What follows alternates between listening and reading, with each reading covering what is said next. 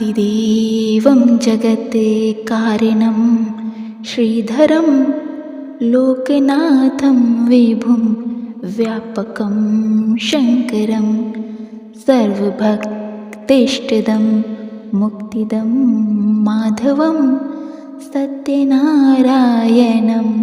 विष्णुमीशं भजे। प्रेम से बोलिए श्री सत्यनारायण भगवान की जय। ओम नमो भगवते वासुदेवाय नमः। प्रिय भक्तों, सत्य को नारायण के रूप में पूजना ही सत्यनारायण की पूजा है। श्री सत्यनारायण व्रत को करने से जीवन में सुख, समृद्धि और संतोष की प्राप्ति होती है। सभी तरह के दुख, दरिद्रताएं दूर हो जाती हैं। स्कंद पुराण के रेवा खंड में भगवान विष्णु ने स्वयं अपने मुख से इस कथा की महिमा के बारे में नारद जी को सुनाया। उन्होंने कहा कि यह एक ऐसा व्रत है जिसे प्राणी मात्र को सुनने से ही लोक परलोक सुधर जाते हैं। मनुष्य को हजारों वर्षों किए गए यज्ञ के बराबर पुण्य फल की प्राप्ति होती है। धन, संपत्ति, कारोबार तथा स्वास्थ्य में वृद्धि होती है। इस कली काल में भव सागर से पार लगाने वाला यह एकमात्र ऐसा महाव्रत है जिसे सुनने मात्र से तथा व्रत करने से श्री विष्णु अपने भक्तों के दुखों को हर लेते हैं। स्कंद पुराण के अनुसार भगवान श्री हरि विष्णु भगवान सत्यनारायण का ही दूसरा स्वरूप है और पूर्णिमा के दिन इस कथा को सुनने से बड़ा भारी महत्व और पुण्य प्राप्त होता है। यदि आप इस कथा को सुन रहे हैं तो पूरा सुने। इस कथा को आधा अधूरा नहीं छोड़ना चाहिए, इससे विष्णु जी का अनादर होता है। तो प्रिय भक्तगणों, आप सभी भक्तगण बड़े ही प्रसन्नचित्त मन से इस पावन पौराणिक कथा को श्रवण करें तथा वीडियो को लाइक करके कमेंट में जय श्री हरि विष्णु अवश्य लिखें। यदि चैनल को सब्सक्राइब नहीं किया है तो आप चैनल को भी सब्सक्राइब कर लीजिए, बेल आइकन को भी प्रेस कर लीजिए ताकि आपको हमारे वीडियोस के नोटिफिकेशन मिलते रहें। तो चलिए भक्तगणों, श्रवण करते हैं ये पौराणिक पावन कथा। ओम नमो भगवते वासुदेवाय नमः। श्री सत्यनारायण कथा के अनुसार सत्यनारायण व्रत कथा का पहला अध्याय। एक समय की बात है, नैमिषारण्य तीर्थ में शौनिक आदि 88,000 ऋषियों ने श्री सूत जी से पूछा, हे प्रभु, इस कलयुग में वेद विद्या रहित मनुष्यों को प्रभु भक्ति किस प्रकार मिल सकती है तथा उनका उद्धार कैसे होगा? हे मुनिश्रेष्ठ, कोई ऐसा तप बताइए जिससे थोड़े समय में ही पुण्य मिले और मन वांछित फल की भी प्राप्ति हो जाए। इस प्रकार की कथा सुनने की हम बहुत इच्छा रखते हैं। सर्वशास्त्रों के ज्ञाता सूत जी बोले, हे वैष्णवों में पूज्य, आप सभी ने प्राणियों के हित की बात पूछी है, इसलिए मैं एक ऐसे श्रेष्ठ व्रत को आप लोगों को बतलाऊंगा जिसे नारद जी ने लक्ष्मी नारायण जी से पूछा था और लक्ष्मीपति ने मुनिश्रेष्ठ नारद जी से कहा था। आप सब इसे ध्यान से सुनिए। एक समय की बात है, योगी राज नारद जी दूसरों की हित की इच्छा के लिए अनेकों लोकों में घूमते हुए मृत्यु लोक में आ पहुँचे। यहाँ उन्होंने अनेक योनियों में जन्मे प्राय सभी मनुष्यों को अपने कर्मों द्वारा अनेकों दुखों से पीड़ित देखा। उनका दुख देख नारद जी सोचने लगे कि कैसे यत्न किया जाए जिसके करने से निश्चित रूप से मानव के दुखों का अंत हो जाए। इसी विचार पर मनन करते हुए वे विष्णु लोक में आ गए। वहाँ वे देवों के ईश नारायण की स्तुति करने लगे, जिनके हाथों में शंख, चक्र, गदा और पद थे, गले में वरमाला पहने हुए थे। स्तुति करते हुए नारद जी बोले, हे भगवान, आप अत्यंत शक्ति में संपन्न हैं। मन तथा वाणी भी आपको नहीं पा सकती।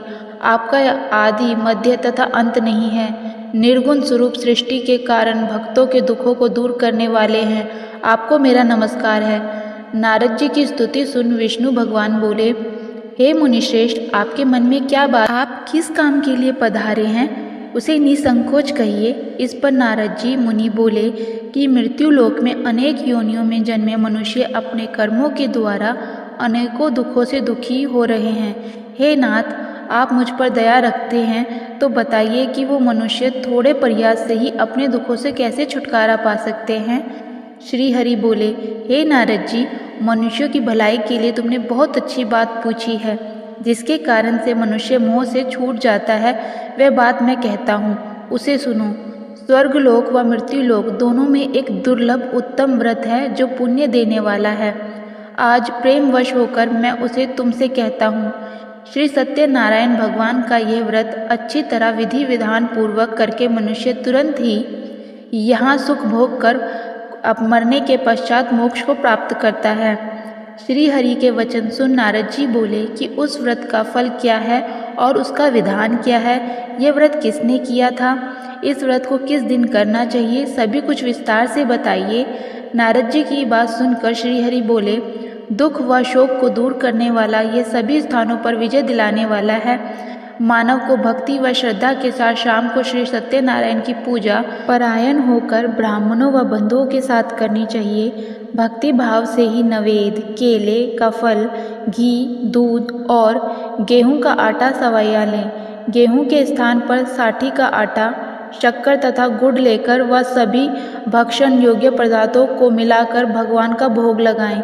ब्राह्मणों सहित बंधुओं को भी भोजन कराएं।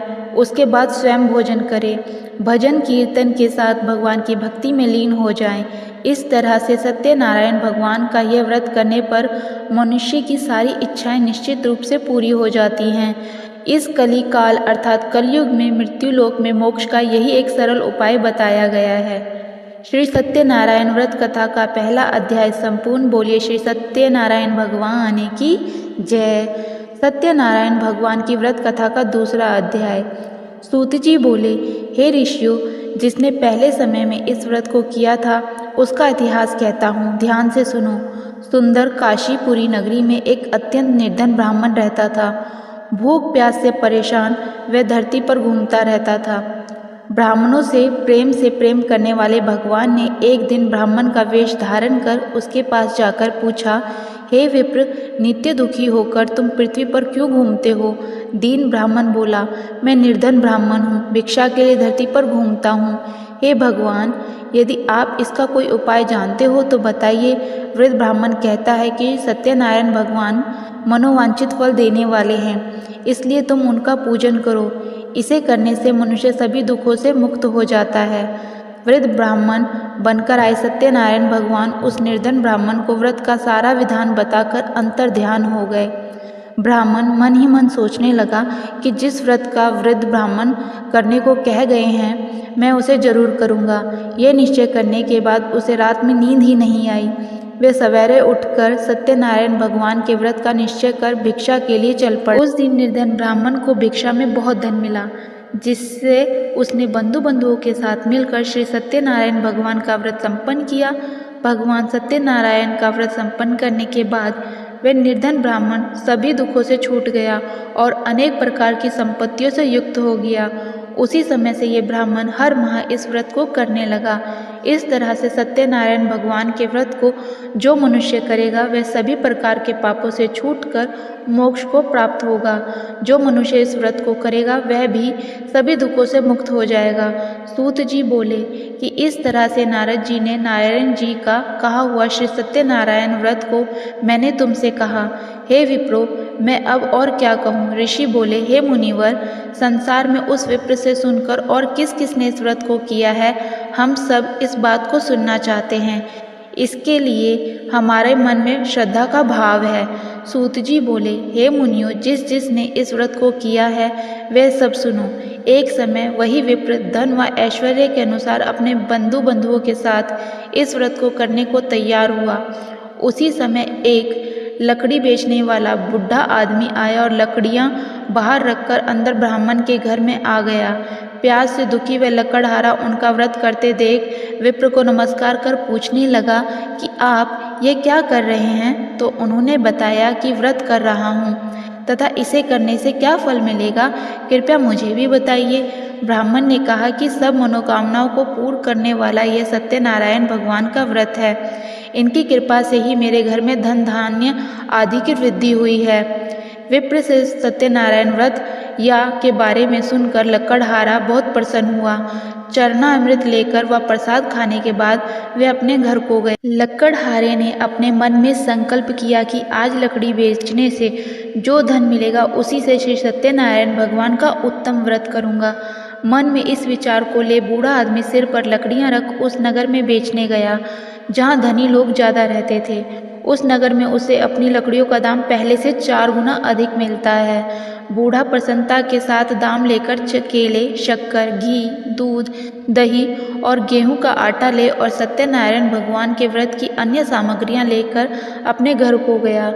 वहां उसने अपने बंधुओं को बुलाकर विधि विधान से सत्यनारायण भगवान का पूजन और व्रत किया।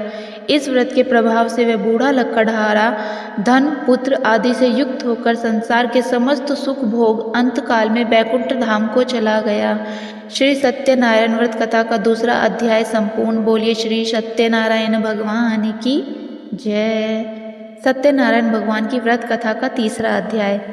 सूत जी बोले, हे श्रेष्ठ मुनियों, अब आगे की कथा कहता हूँ। पहले समय में उल्कामुख नामक एक बुद्धिमान राजा था। वह सत्वक्ता और जितेंद्रिय था।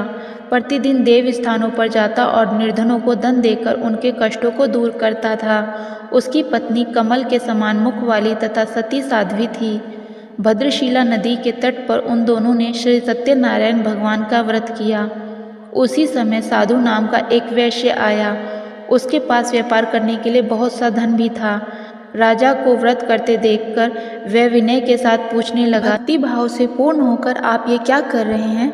मैं सुनने की इच्छा रखता हूँ, तो आप मुझे बताइए। राजा बोला, हे साधु, अपने बंधे बंधुओं के साथ पुत्रादि की प्राप्ति के लिए एक महाशक्तिमान श्री सत्यनारायण भगवान का व्रत व पूजन कर रहा हूँ। राजा के वचन सुन साधु आदर से बोला, हे राजन, मुझे इस व्रत का सारा विधान कहिए। आपके कथा अनुसार मैं भी इस व्रत को करूँगा।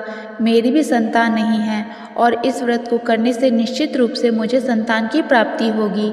राजा से व्रत का सारा विधान सुन व्यापार से निवृत्त हो वह अपने घर को गया।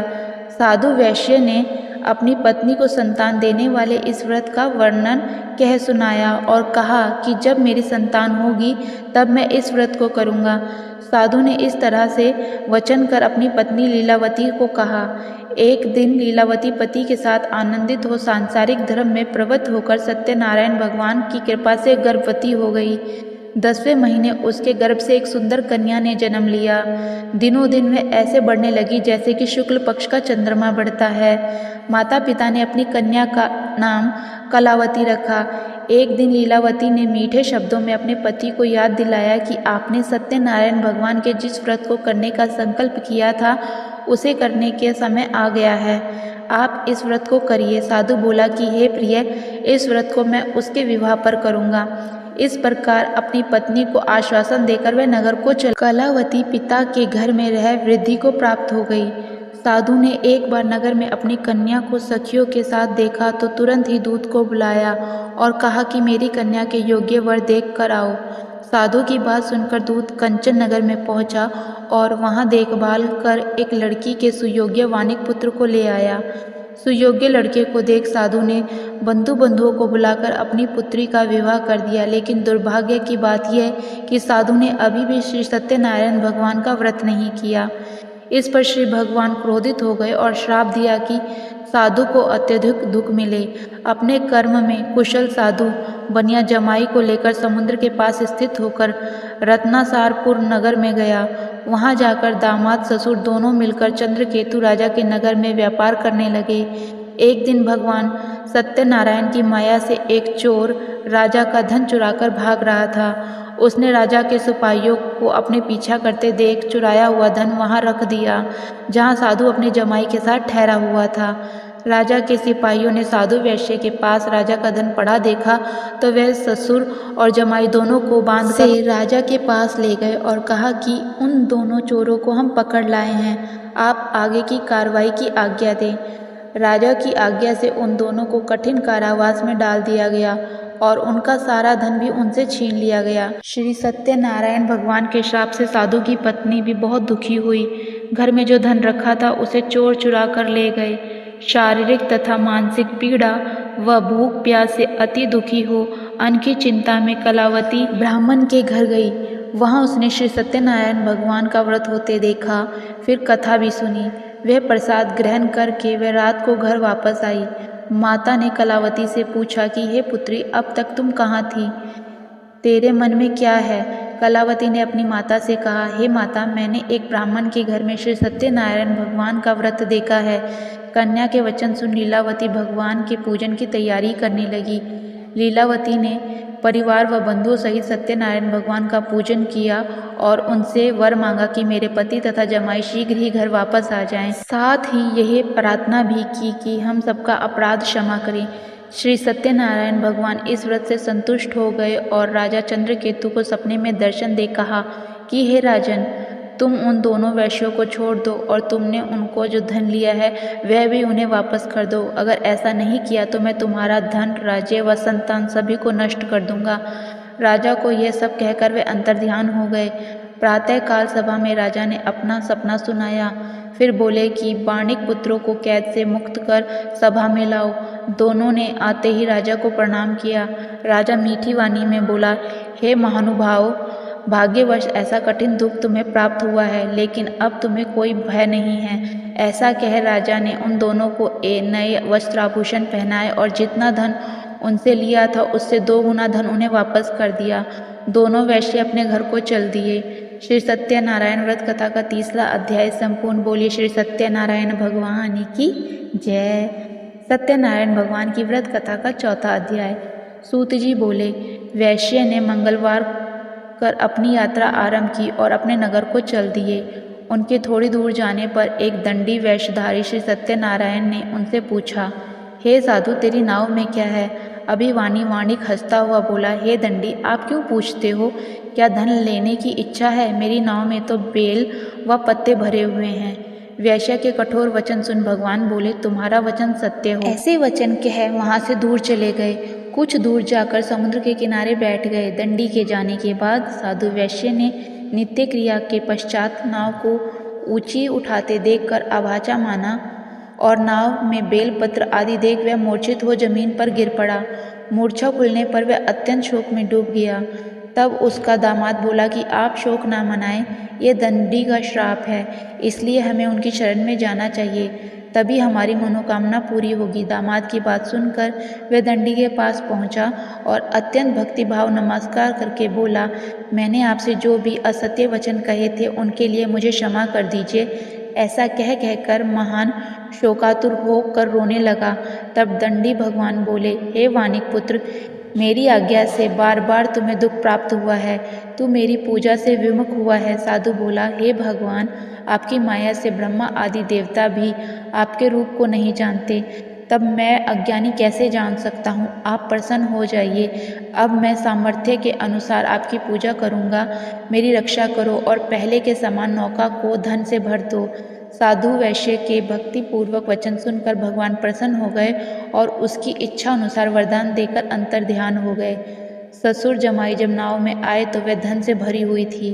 फिर वहीं अपने अन्य साथियों के साथ सत्यनारायण भगवान का पूजन कर अपने नगर को चल दिए। जब नगर के नज़दीक पहुँचे तो दूत को घर पर खबर करने के लिए भेज दिया। दूत साधु की पत्नी को प्रणाम कर कर कहता है कि मालिक अपने दामाद सहित नगर को निकट आ पहुँचे हैं। दूत की बात सुन साधु की पत्नी लीलावती ने बड़े हर्ष के साथ सत्यनारायण भगवान का पूजन कर अपनी पुत्री कलावती से कहा कि मैं अपने पति के दर्शन को जाती हूँ, तू कार्य पूर्ण कर शीघ्र आ जा।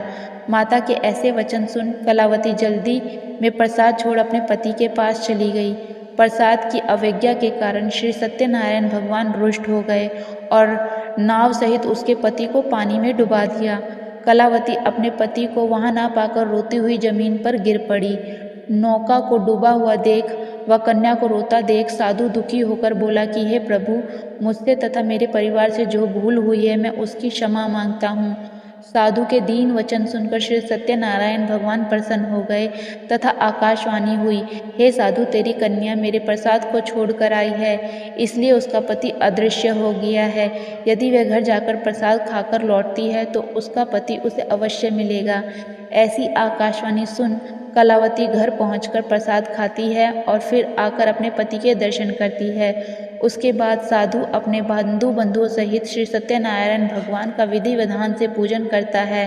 इस लोक का सुख भोग व अंत में स्वर्ग को। श्री सत्यनारायण व्रत कथा का 4था अध्याय संपूर्ण। बोलिए श्री सत्यनारायण भगवान की जय। सत्यनारायण भगवान की व्रत कथा का 5वां अध्याय। सूत जी बोले, हे ऋषियों, मैं और भी एक कथा सुनाता हूँ, उसे भी ध्यान पूर्वक सुनो। प्रजा पालन में लीन तुगध्वज नामक एक राजा था।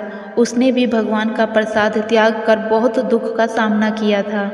एक बार वन में जाकर वन्य पशुओं को मारकर वह बड़ के पेड़ के नीचे आया। वहाँ उसने ग्वालों को भक्ति भाव से अपने बंधुओं सहित सत्यनारायण भगवान का पूजन करते देखा। अभिमानवश राजा ने उन्हें देखकर भी पूजा स्थान पर नहीं और न ही उसने भगवान को नमस्कार किया। ग्वालों ने राजा को प्रसाद दिया, लेकिन उसने वह प्रसाद तक नहीं खाया और प्रसाद को वहीं छोड़ अपने नगर को चला गया।